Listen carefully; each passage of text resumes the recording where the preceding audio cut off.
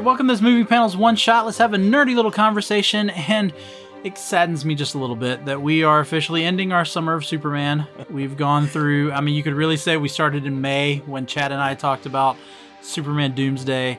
Then we went through all of June with the death of Superman, the reign of Superman, the return of Superman, and now Chad and I are here in July. We are going to finish up this conversation. We're going to continue playing off of what Nicholas and I talked about last week with the reign and return of Superman. We'll talk briefly about the return of Superman, but our main focus for this episode is going to be the legacy of this event and why comic book fans like the two of us still praise this event so highly 30 years later. But again, everyone, join me in welcoming Chad Smith for this conversation. How are you, Chad? I'm doing great. I don't know about this briefly stuff you're speaking of. It seems... Yeah, you and I don't do things briefly, do we? No, not at all. That's what the plan was. The plan is to go briefly. Yeah, 30 minutes, hour and 15. Yeah, hour and 15 minutes later. Because, yeah, our last one shot went a little longer than originally planned, but we had a lot of stuff to talk about.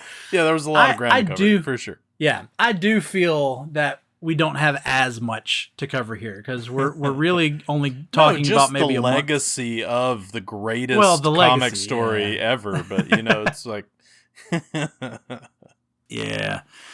So let's get into the return of Superman. So Superman's officially marked return is Superman number 25. Now, I do like to point this out.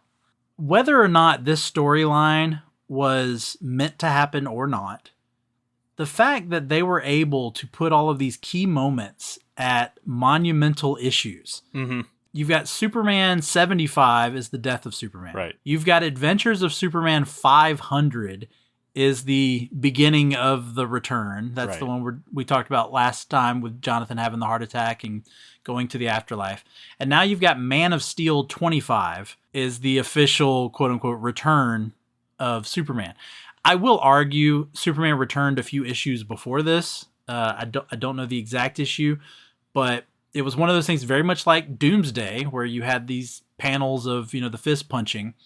You had these panels within the storylines that were happening with the reign of Superman of something bursting out of the Matrix chamber at the Fortress of Solitude. Then you've got this mysterious giant robot that's walking, through the snow, ultimately into the ocean, and I think Lex's people end up tracking it, that it's headed straight for Metropolis. They think it's something that's coming to attack. They're worried it's going to be another Doomsday type issue. It then resurfaces there in Metropolis.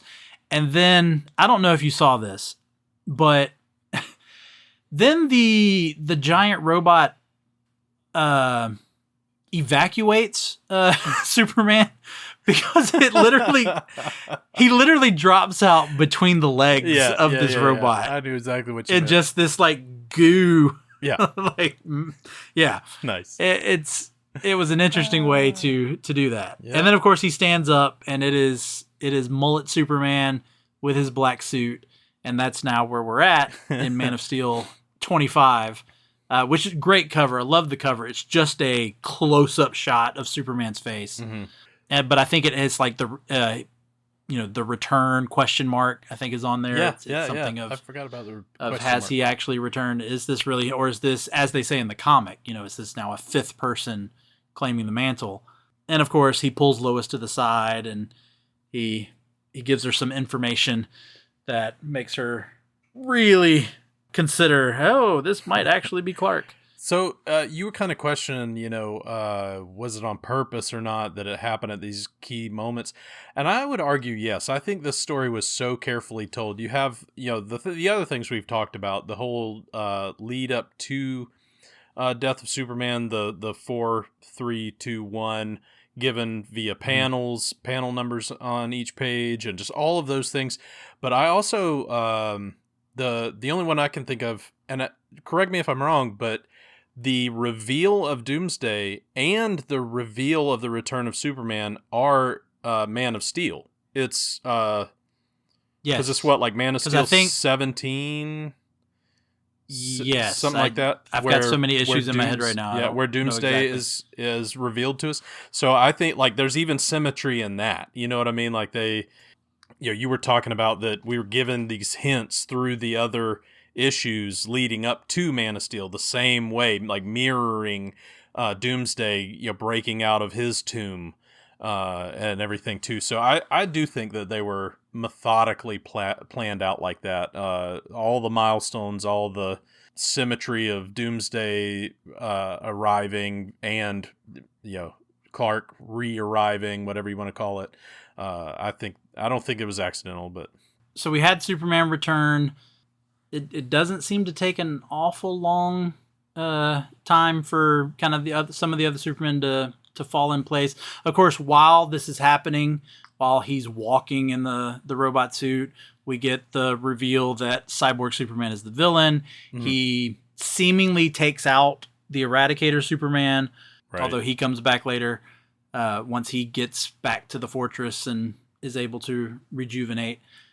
We get the destruction of Central City.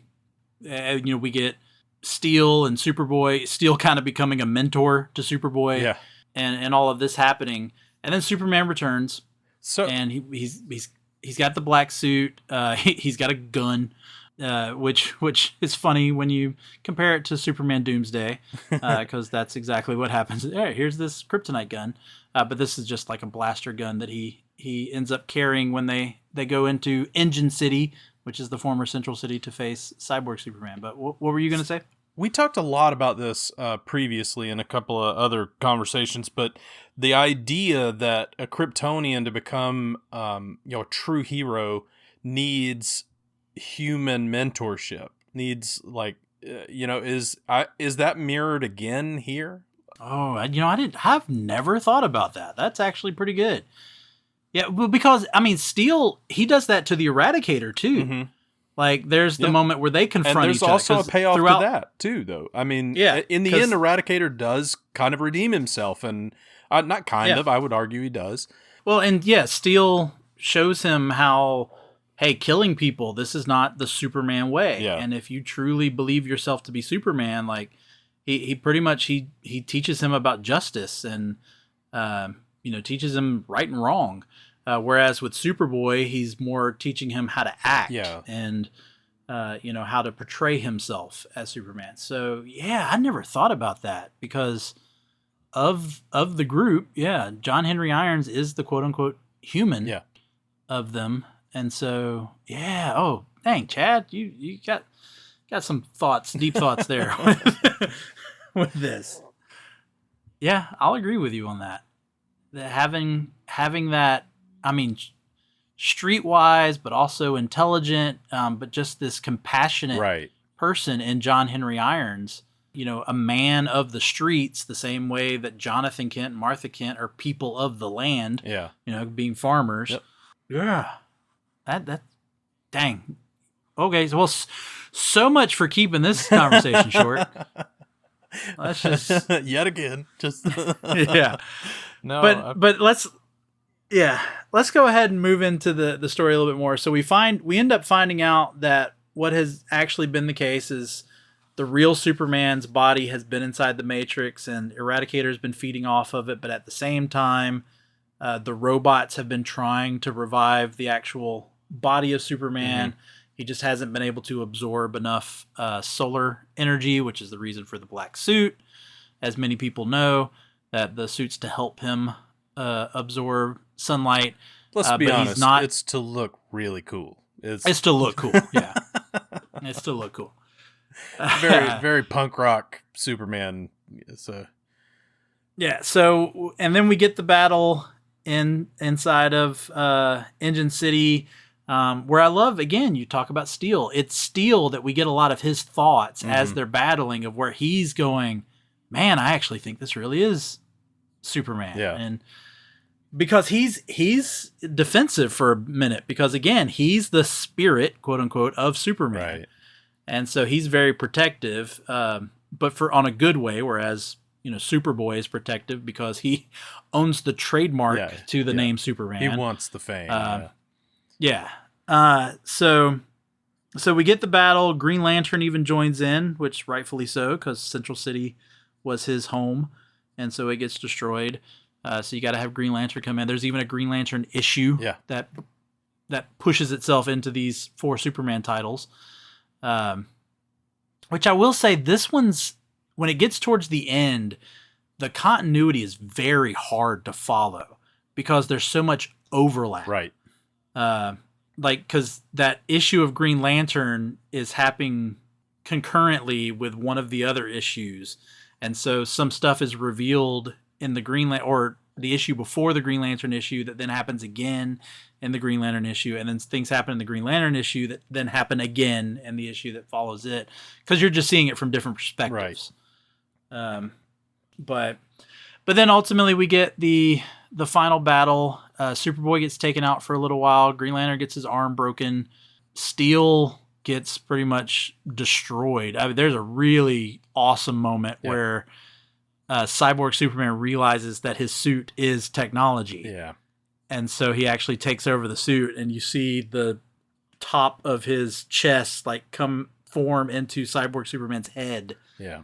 Very Freddy Krueger-esque is what I think of when I see that. Yeah.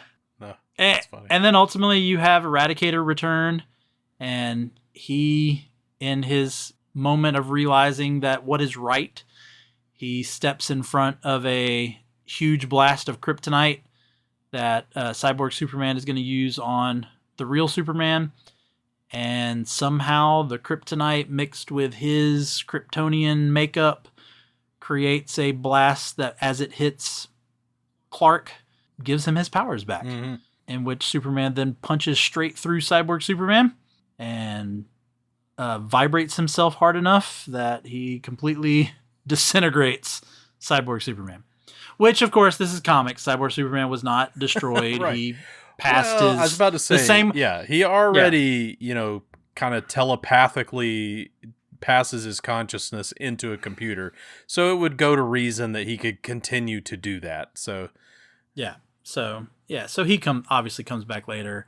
You think Eradicator might have perished, but they kind of reveal at the end that he's just, again, very weak. And he would need to be healed. And then I hate mentioning continuity errors, but then when they're in the wrap up, I do want to point this little piece of trivia out. When Steel is being tended to by paramedics, his suit is back on. And that makes no sense because it has been ripped apart throughout this fight, but yet I don't know. We all know Tony Stark. I mean, John Henry Irons likes nanobots, and Later he does have the liquid steel. Yeah, that he uses. Later versions. But let's go ahead and hit this up real quick. The return. So, what did you think of the return? Like, did you think it was a grand enough return for this almost year long, really like 9 months story? Yeah. Do you think 9 months was enough time between death and return? Was it enough time? I do feel like it's a little rushed at the end. And maybe that's just the nature of the beast, because I could also see that you can kind of turn that argument around and be like, well, like once he is revealed, that these stories would have to kind of organically quickly resolve themselves. You couldn't. I don't know. I mean, you can make both arguments, but maybe a little more time of maybe even a rejection of like, absolutely not. Like we've got too many Supermen as it is. Like, who's this guy? Yeah. And we don't have it. We don't have a fifth title to fill in. So, yeah. And I think, honestly, that's why they chose Man of Steel to have him actually return in, because then you do have the battle with Steel in which, you get his inner conflict when he is defensive of being kind of Earth's champion in Superman's stead kind of thing. And you see him slowly realize that he thinks that this is Kal-El returned and that Superman actually is back. And so it's cool that you get that he's the one of the four that would relinquish the title to Superman. So he shows up in his title. This is very meta, but and then Man of Steel, gets to pass the torch and kind of hand back over that title almost to the real Superman. So I do like that you have kind of that cool little bit meta thought process with that. I like stuff like that, but yeah, it feels a little rushed. I wish there had been a little more. I mean, if Cyborg Superman really possesses the majority of the powers of Superman, I feel like this should have been a bigger fight. I feel like it should have taken longer to resolve. I mean, you have a being that not only has the physical powers, even if it's 95%, whatever you want to call it, of Superman, he also can control technology. Yeah, like he can pretty much do anything with technology. He's pretty powerful, and I feel like there were a lot of kind of unused roads in that. I mean, he had the keys to the kingdom from Bill Clinton himself, as we talked about before. That he'd been plugged into the world computer. You got to remember, this is really pre-internet too, so it's like a big deal. But because as we said, Clinton had just taken office, so Al Gore was just getting into the process of inventing the internet. That's right. Yeah. So I find it interesting. You talked about Man of Steel, pretty much handing back over the title. It is Superman 82, which is the Back for Good issue. Which is where this ultimately ends, with the destruction of Cyborg Superman. Yeah. And again, that's kind of Superman reclaiming, because Cyborg Superman was the one who took over the Superman issues. Right. And so here it is, Superman 82, and sure enough, that's the end of Cyborg Superman for this story. Right. And Superman, reclaims his title as Superman. Yep. Yeah, I hadn't thought about that one. Yeah. So let me ask you this. What was your thought of... Okay, let me ask this question first. I had an issue with how quickly the turn is for Cyborg Superman. Yeah. That it's him and Eradicator going to find out what's happening at Central City, and then all of a sudden Cyborg just blasts Eradicator Superman. Yeah, it didn't seem like there was a lot of motivation. There wasn't a lot of that. setup. Right. Yeah. I didn't feel that there was the build, like you said, there was the stuff you can then look back at and go, oh, he was planning this the whole time. But I feel there needed to be a little twist to kind of make you start going, hold up. But, yeah, but also, I won't go so far to say plot hole, but given that Eradicator is also technology, why doesn't he try to control him? Like, wouldn't you think this is a great asset to take over? Well, or I does guess he maybe not because understand? he's, or it might be just because he's more of like energy technology. He's not mechanical technology. Some kind of bio might be technology. Yeah. What were your thoughts on bringing Mongol into the story as well? I don't. Yeah. I don't see why that device is needed. It just doesn't make a lot of sense to me. So I don't know. I could kind of take or leave it. If it had actually paid off, I didn't really see the need there. Whereas there were, like we were talking about, just even spitballing, like I'm kind of seeing other things and thinking like, why didn't they play this out? So with storytelling, I dislike when you add unnecessary elements when there's fruit to be had kind of laying around. You know what I mean? So that's kind of my feelings about a lot of what went on toward the end of this. I just stick to the story that's been laid out and like, let's really flesh this out and maybe take a few more issues to resolve some of the things that have been presented to us. So this could just be a brush off topic, but you brought up kind of unnecessary. Are you familiar with the Bloodlines storyline that was happening? Yep. And how it involved the aliens, the reign of Super. Yeah. Yep. And so they were just these random side episode or issues. Right. And the one with Superboy is the weirdest because the stuff at Central City had already happened. Yeah. Superboy had gone there. Superboy had stopped that rocket that was blasted that was going to hit Metropolis, but it knocked him out. But then when he recovers, he's now in this bloodline storyline where I think it's Maggie Sawyer says, hey, before you go back to Central City, right, we want you to take a look at this, right, this issue. And so there's this whole issue of the bloodlines that was in the Superman annual. Yeah, but some cool covers though. I mean, and it's an interesting story, but it is bizarrely thrown right in the middle. Yeah. Yeah, and that's how they kick it. They kick it off, and they have each of the Superman, all four of them having to deal with these aliens in their own issue. Yep. And then they go back to finish up the Return of Superman, and the Bloodline storyline then just continues on with like Hawkman. Did they just realize that they were only going to make it to Man of Steel 24, so they needed to they needed one more in to make it 25 when we bring Superman back. Like, I don't know what the deal was there, but I think that's my only. Like you said, I feel like it was rushed just a little, a little bit. Yeah, exactly. Like that. I'm not really complaining, but yeah. No, and there's even the fact that somehow Green Lantern's ring can completely reconstruct Superman's suit. Yeah. Which, like, when has he ever had the ability to do something like that? I don't know.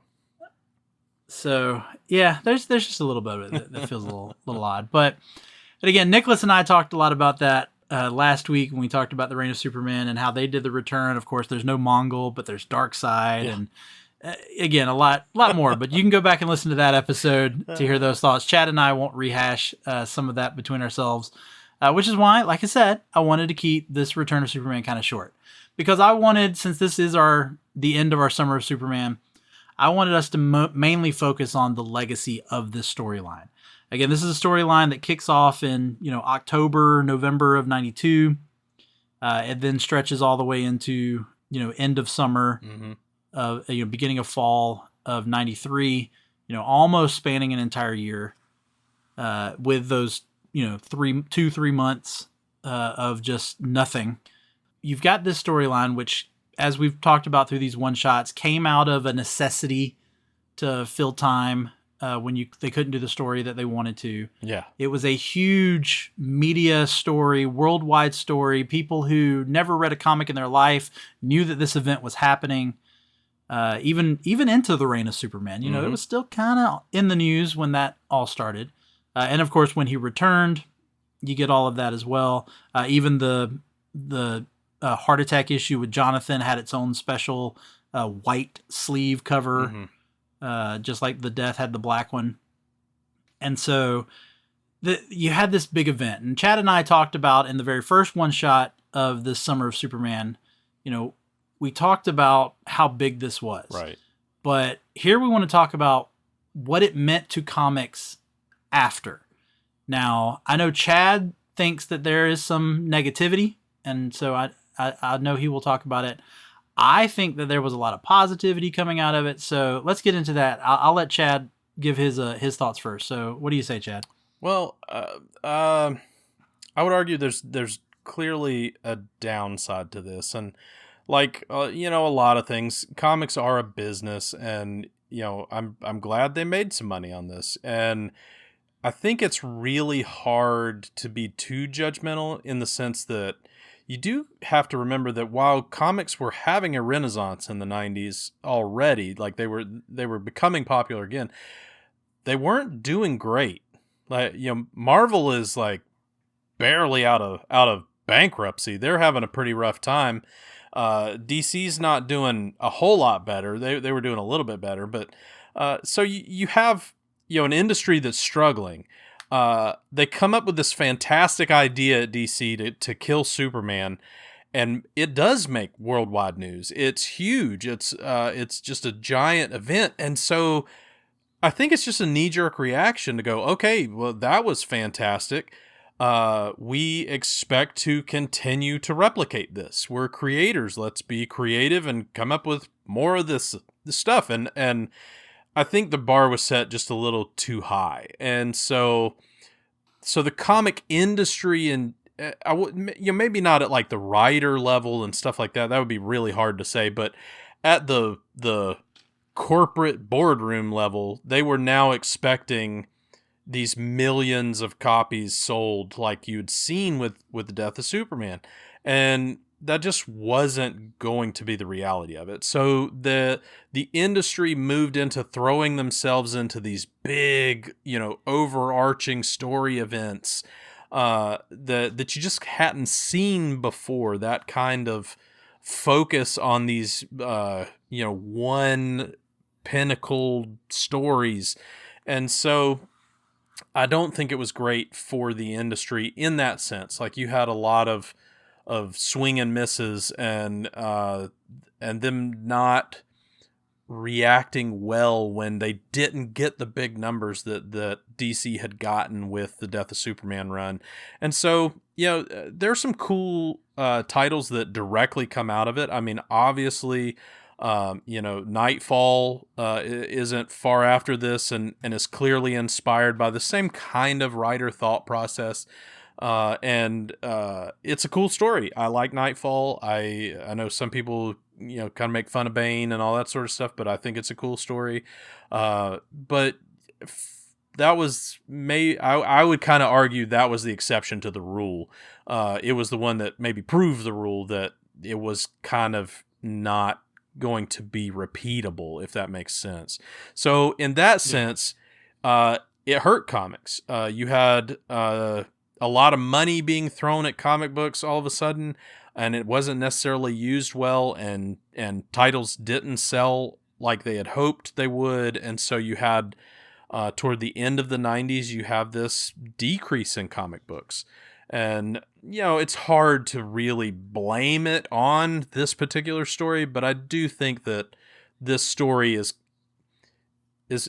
in part at fault there.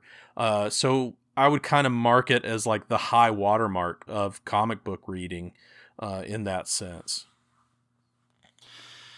I won't disagree with you entirely, but at the same time, this was also a rebirth for comics. Not only do you have all these new readers who came into comics in this story, which I was reading comics before, but I know this is one of the storylines that really hooked me in, and started my fascination, probably more so with Superman than anything previous. And I know other of my co-hosts, have said this was a big turning point for them as comic readers. But you're also looking at, let's look at this time.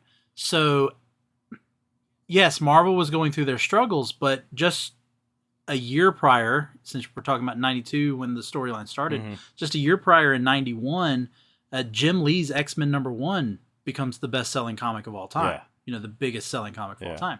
Then you would have Todd McFarlane come in and do Spider-Man #1.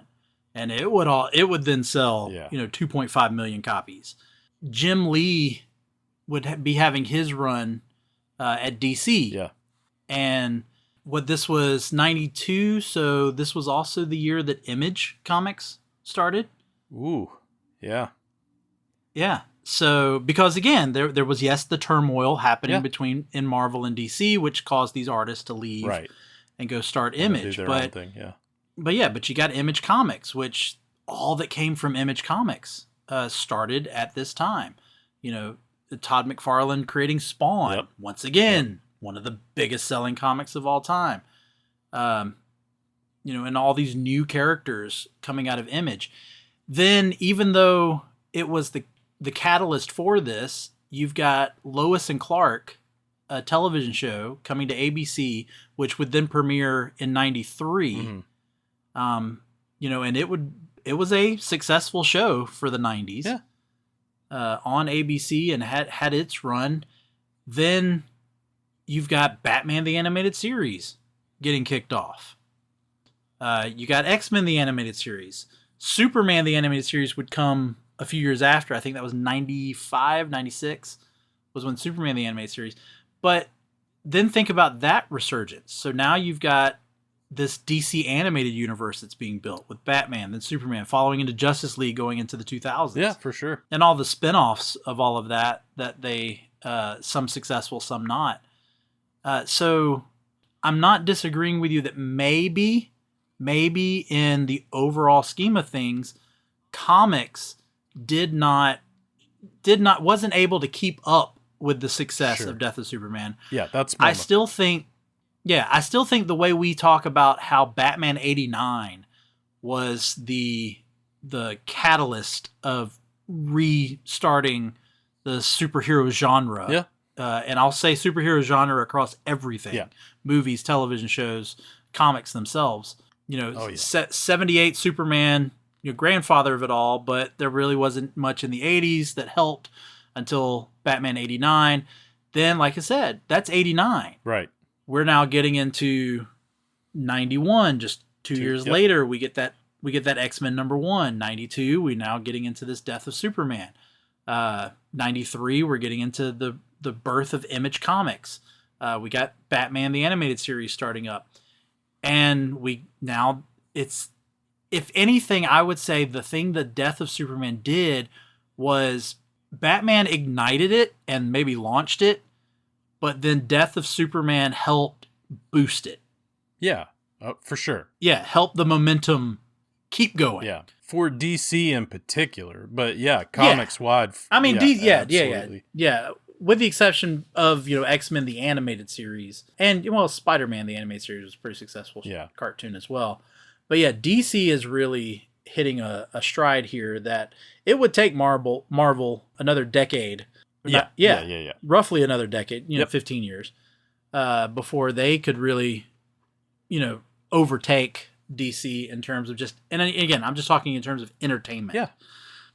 Yeah, my critique is being very specific, and to be 100% honest, I'm not sure that it wouldn't have happened without the Death of Superman, in the sense of it also is a perfect storm of just the evolution of the way we consume media. So, I mean, we're getting very, big industry at this point, but you can make the argument that we were going to move away from paper comic books. The numbers of sales were going to fall off regardless, because paper comic books are kind of a dying thing, because you have digital versions. There's there's just that too. Also, just the evolution of media. So if you made the argument that Death of Superman was part of the catalyst that led to the monster that is the MCU today, I wouldn't argue against you. I think you're onto something in that sense, that in the collective consciousness and imagination of Americans in particular, it definitely turned us on to the idea of superheroes again, and the stories that can be told through that lens. So I definitely think there's something there. Well, and that's also one of the common misconceptions about the Death of Superman was that they decided to kill him off because people thought he was too powerful. Right. That's not true. That was taken care of back with Crisis. Yeah. And then with my mind just went blank. But with the writer that brought Superman back there in the 80s, Burns, that was that Superman. This Superman was not that just overly powerful Superman. Yeah. But by choosing, and yes, there had been deaths of characters previously to this, but they weren't mainstream characters. And here you're talking about not just killing off a mainstream character, you're killing off the original superhero. Yeah. Yeah. So the impact that has and I get what you've said of, at the same time, it's kind of a double-edged sword. You've got this rekindled interest in comics of, well, hey, if they're willing to kill off the quintessential superhero, what else are they doing in comics? At the same time, you have now killed off the quintessential superhero. And so, like you've kind of talked about, can anything ever compete with that? Right. My honest answer is no. You have, like you talked about, you have Nightfall, where you have the variation, but you're only disabling Batman. You're not killing Batman. Yeah. You get story, and I'll stay in DC for the most part. You get the story, like not too long after this story is when Hal Jordan goes evil. Yeah. And merges with Parallax and starts to wipe out the Green Lanterns. So you get an epic story like that. You get into the 2000s, you get Flashpoint, and you get the big story with the Flash. And then again, this ultimately leads to the MCU, where I'm going to say it. You can argue with me if you want, but the MCU pulled off the death of Superman. They just did it with Iron Man. Yeah. He's the first.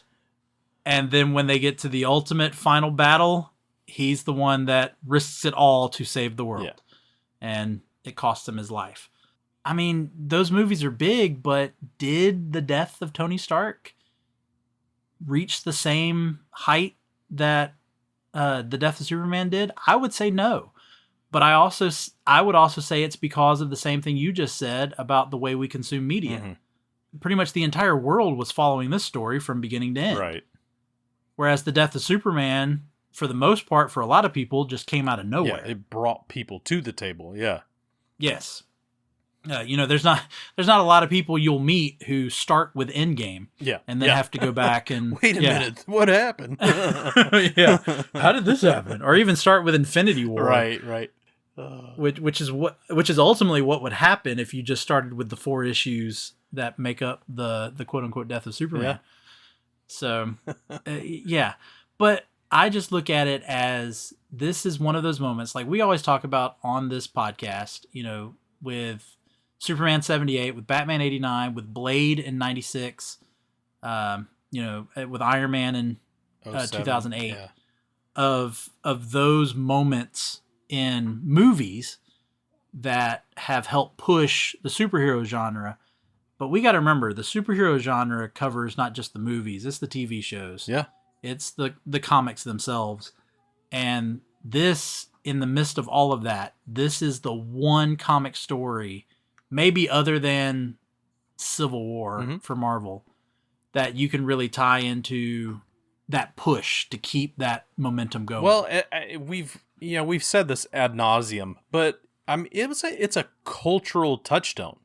You can talk to even non-comic book people that just were alive at the time, and it can be part of your "do you remember the 90s" conversation. It's just it was part of something that culturally happened, and so it's clearly important in that. And I'm a Marvel guy. Like, I have to caveat that, but I don't think you can name another story in comic books, period. I don't think Civil War even had that. No. You can't just talk to a non-comic book person about, Peter Parker in the 90s, and they'll be okay, whatever, But the death of Superman, like, we all remember those things. The black image with the dripping blood Superman's shield. It's iconic, and I grudgingly say it also lives up to it. It was it's a fantastic comic book story. And so kind of in the same vein we're talking about, it's a double-edged sword. Like, is this the first comic run you give to somebody who's not a comic book fan? Like, have you ruined comic books for them? At that point, kind of thing, because it doesn't can another get better. Comic ever, I would argue that you still can find other great I will things. Say that, I will say that depends on taste. For sure. Well, but even at that, like, there are just other stories that you could then bring up and give to somebody. But, like, it's a high bar to set. Even though it would seem like kind of the low-hanging fruit to hey, man, have you ever read this? This is amazing. So, but it's hard to beat. Yeah, because even, I'm trying to make the connection with Marvel, and I do think Civil War is the closest Marvel. I mean, again, you're a Marvel guy. You can correct me if I'm wrong. I think Civil War is the closest Marvel's ever gotten to something like this. Yeah. But Marvel, I think, tried to make it too big, whereas this death, reign, return of Superman storyline was kind of contained in just the 4 Superman titles. Yeah. Yet, not that there weren't mentions in some of the other titles that were happening. Yeah, but it didn't take over everything. Yeah. Whereas in Civil War, the Civil War took over every Marvel title went that way. Yeah. And so it's hard to, like you're just saying, if I wanted to give a storyline for someone to read, I can give you the Death of Superman trade book. Sure. Where you can read straight through it. I can give you the Reign of Superman trade book, where you can read straight through it. I can give you the World Without Superman, which features Funeral for a Friend and all, and you can read straight through it. Civil War, even though they have trades of those, it's still can't just hand. You can't hand one to somebody and they know what happened in that story. I would say that, with X-Men being their most popular title by a large margin, House of M it probably stands up in that kind of realm, but they're few and far between. I think Marvel did a good job of telling their own stories. They did clearly try to emulate the Death of Superman formula sometimes, but they never because of course Civil War eventually leads to the death of Captain America, and so and I mean they even had the big moment where Spider-Man Peter Parker reveals himself to the world. They had the big moments in it, but there's just something about Death of Superman. And even though I know a couple weeks ago when we were talking about the Funeral for a Friend, we talked about how having the Clintons in it, even though it may have worked in 92, 93, it dates it. Yeah. And you and I talked about Superboy. And you and I talked about Superboy and how his look and the way he acted was a sign of the time, which also dates it. But if you take everything else, you read around the fact, look, there's Bill Clinton, and you kind of shrug off the Superboy stuff. Everything else in this run, from beginning to end, is still an awesome read now. Up. Yep. It holds up. There's nothing else about it that makes you go, oh, well, that's not the way this would play out. No, that's still the way it would play out in a comic. Yeah. There's nothing about it other than those two things, this, Superboy character and Bill Clinton. There's nothing else that sets this as this happened in the early 90s. Because even when I'm reading it, and I know I'm a little biased, but even when I'm reading it in 2023, I'm just captivated. Yeah. And I'm just loving every moment of it. Nothing feels old as I'm reading it. You go back and read some of the Silver Age comics. Those feel old. Yeah, they do. Well, you're reading them. Yeah. They feel old. This comic doesn't feel old. None of these comics do, in my opinion. Yeah. I'll agree with you 85%. The only thing I'd push back a little bit is I do think that it's because we're of that era that we don't read into that the technology stuff will seem dated. Because if you had a guy who can control all of Earth's technology in 2022, 23... I get there's no cell phones. And there's, that's a small gripe. I think that the story still holds up. I still agree with you that overall, if you just, manage to wipe Superboy out of memory, that you come up pretty even keeled, honestly. There's not a lot of stuff that just stamps it as, wow, this is this specific year set. And the story definitely holds up. The emotion that is played out, just the ideas of the stuff that we've been talking about, that Superman is a creature of morality, not of power. His his power is completely hinged upon his morality and his ethics that were given to him by the least of these kind of thing. The idea that just simple people who had good character and moral compass could create the thing that Lex Luthor bizarrely wishes he could be, despite all of his power and privilege. So in that sense, I think the story holds up incredibly well. I mean, these are still things we're talking about today. The idea of how does power get fulcrumed? What creates a good person versus a bad person? How do you use the gifts that are given to you to better the world? It's all things that we're still discussing, maybe even more today than we were back then. And I think that the story, I won't go so far as to say it's a catalyst for that kind of conversation, but it's not dated when you compare them. So I think in that sense, it's still a very relevant story and something that we can still, obviously you and I can still talk about it today. So, but I think it still is in the cultural consciousness in that sense. And I think that's what makes Superman interesting in the long run. Again, he's not my personal favorite character, but I do think that's, what gets really interesting about Superman is just the big ideals, the idea of, if, I mean, it spawned stuff like The Boys.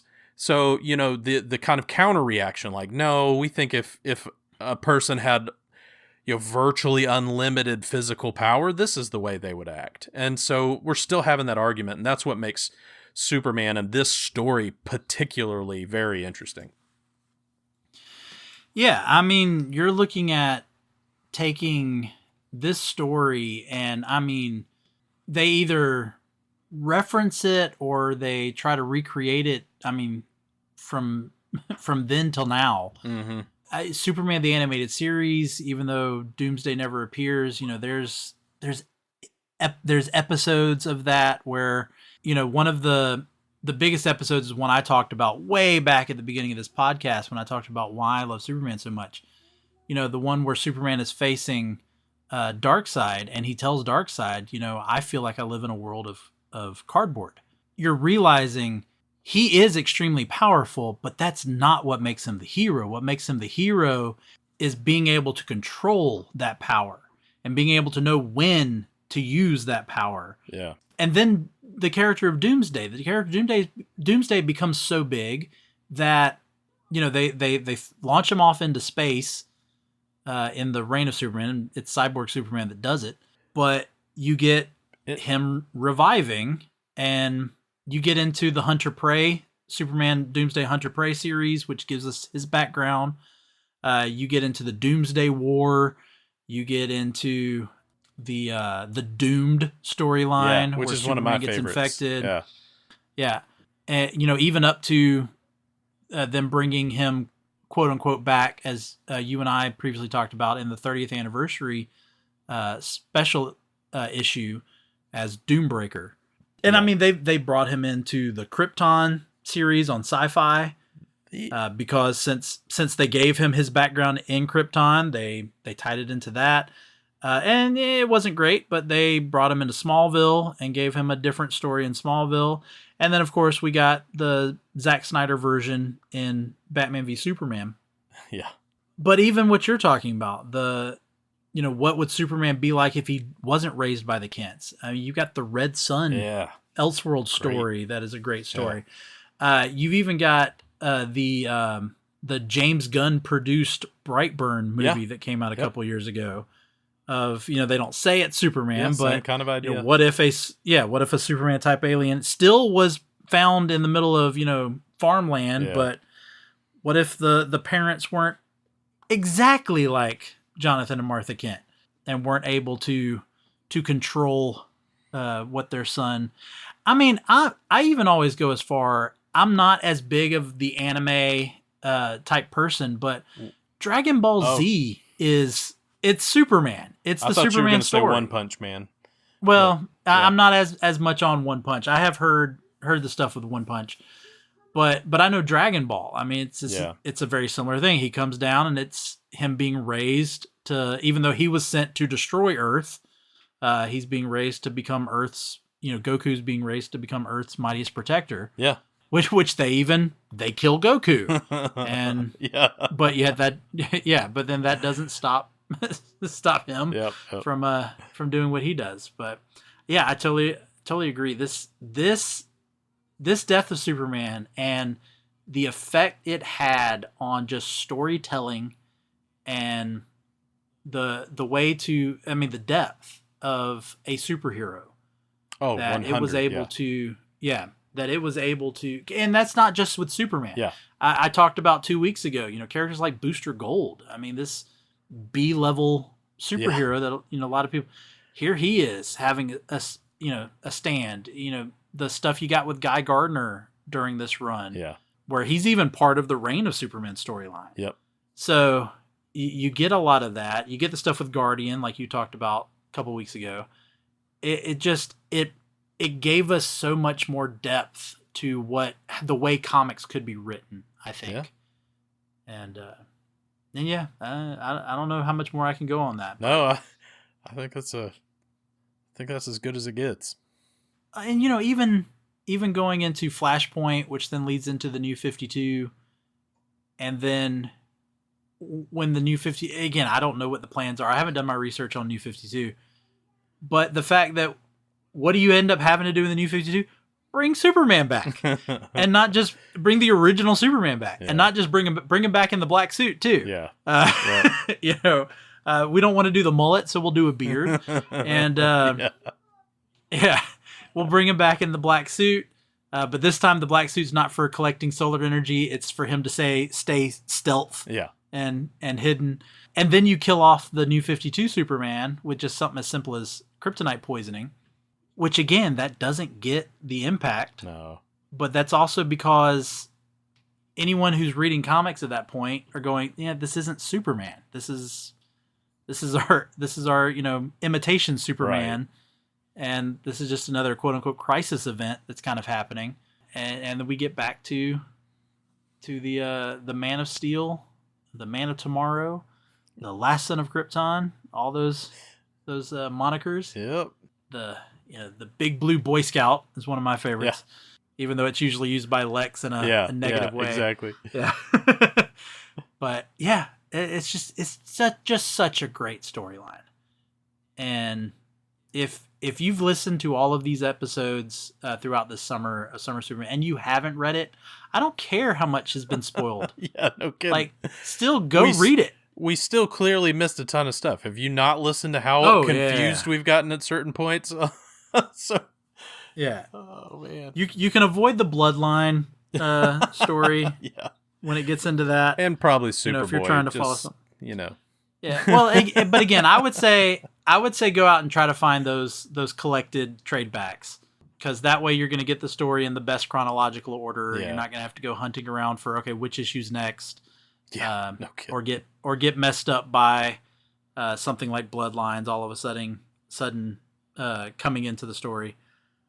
But I would say go find those. Again, you can usually find them all together or separated. Death by itself, World Without Superman by itself, and Reign and Return is usually all together. But I would say go out and find those. Mm-hmm. But any last words you have, Chad, or do you think we've exhausted everything we could say? I think we've covered this pretty good. I think we have too. There's so much more, though, I could just ramble on about. But I think we're going to go ahead and end it there. This has been such a fun summer for me.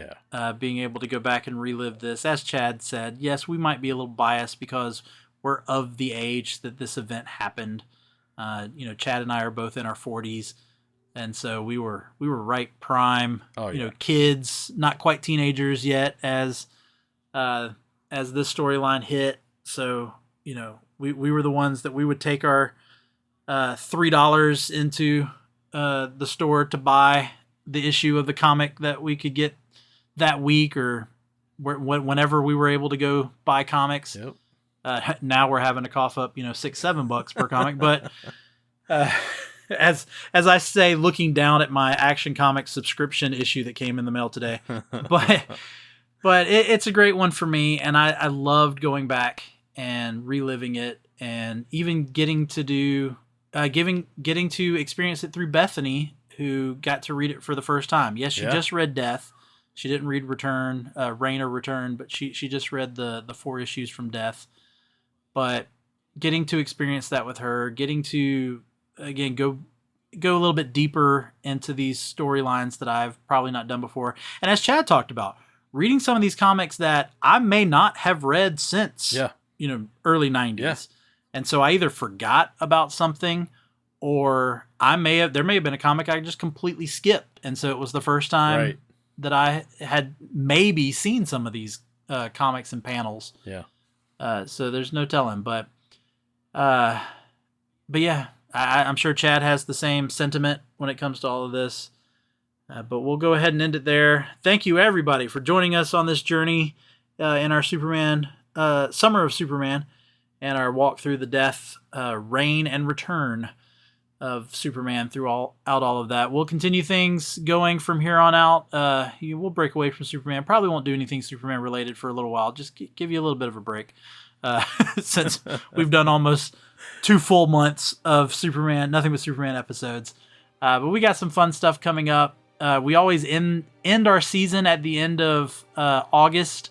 That's the end of our year here at Moving Panels. We always end it with a tradition that just kind of fell on our laps of doing a really bad movie. And I'll go ahead and let you know that Tim Williams is going to be joining me at the end of August to do Morbius. So we've got that coming up. Yeah. We got that coming up. Also, in a couple of weeks, Tim and Nicholas Pepin are going to join me, and we previously have done the best 80s comic book movie. Well, we're going to tackle the 90s, and we are going to go through all the comic book movies of the 90s and break down what is the best comic book movie of the 90s. So stay tuned for that. We got other great episodes coming your way, so stay with us. But for today, for Moving Panels, I'm Laramy Wells, and I'll see you on the other side of the page.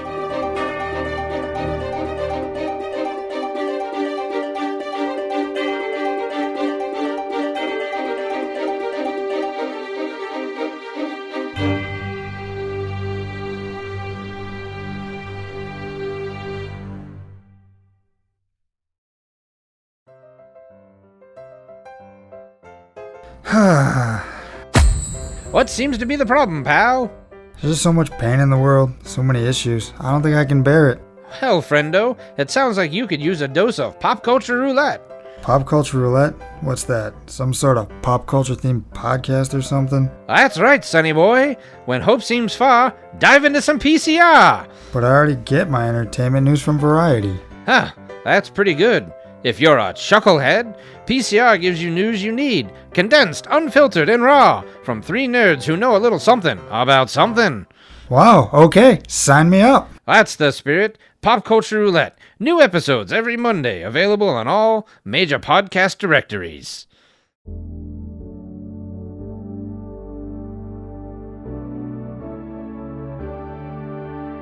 Life moves pretty fast. If you don't stop and listen to an 80s Flick Flashback podcast once in a while, you could miss it. Do you love movies of a certain age? Do you miss the days of VHS tapes, VCRs, and the video rental stores? Does the thought of another 80s movie being remade seem inconceivable? My name is Tim Williams. I'm the creator and host of the 80s Flick Flashback podcast. On each episode, I'm joined by guest co-hosts to discuss one of the many movies released in the 1980s. We share our first-time watch memories, our favorite scenes, and even learn some behind-the-scenes stories about the cast and crew along the way. New episodes are released every other Friday on your favorite podcasting platform. So make like a tree, get out of here, and go listen to an excellent episode of the 80s Flick Flashback podcast. The ad is over. Go home. Go.